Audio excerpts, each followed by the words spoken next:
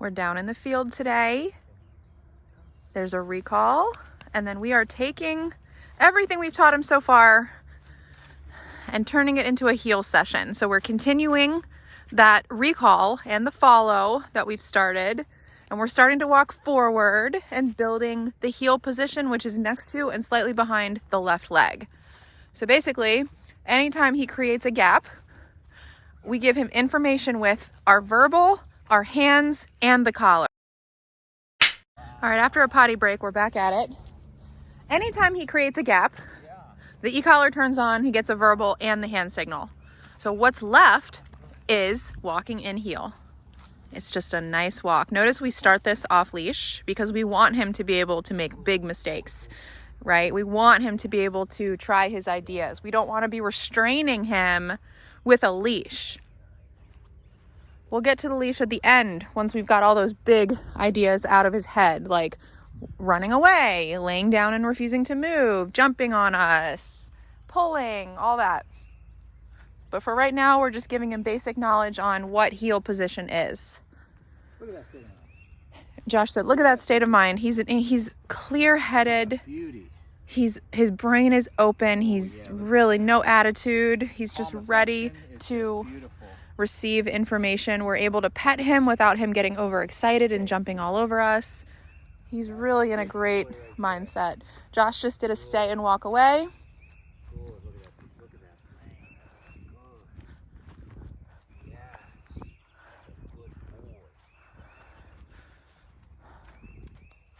A lot of trainers struggle to get this state of mind.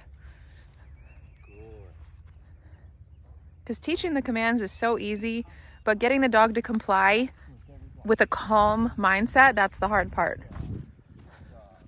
All right, so we just get more and more reps in of heel position, teaching him not to let a gap form between his head and the leg.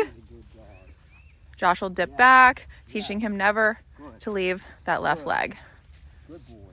Good boy. This is definitely his first time doing this. First session is always rocky.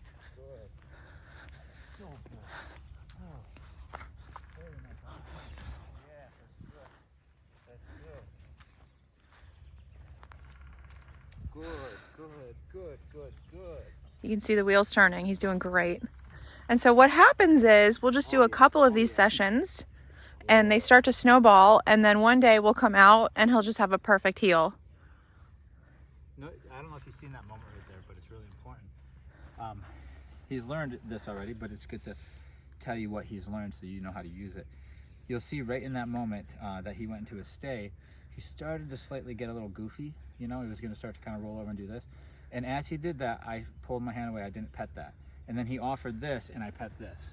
So I'm only petting when he goes into that calm state, so he knows that's what I want.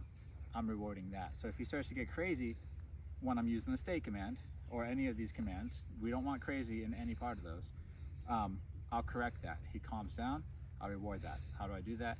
Good boy. And this, you got your built-in reward right here. He loves this, right? So this right here is him working for that, believe it or not. He knows that part of what you want and what you expect is this state of mind.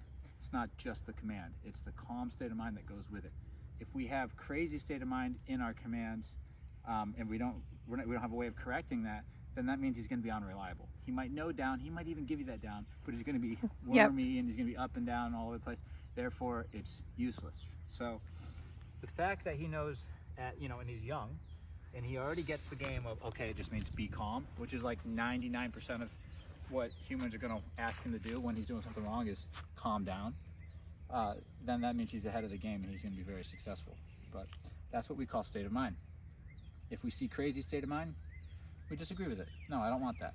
Unless it's the appropriate time. Are we playing? Is it the appropriate time? Or are we walking?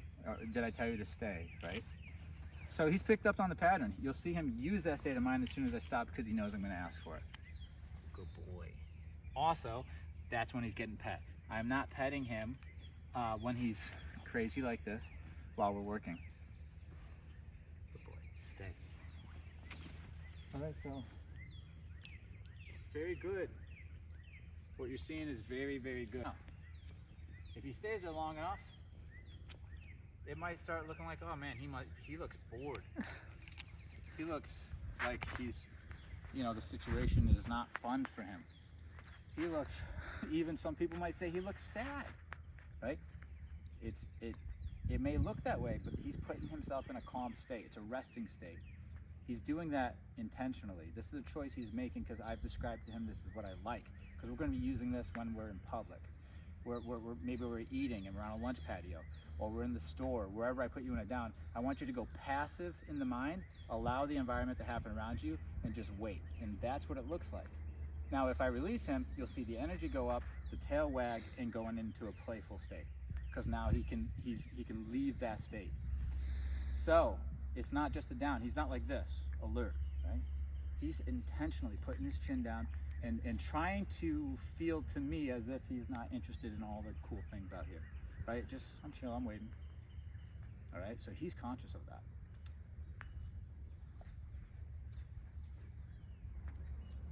Finnley, break. Good boy!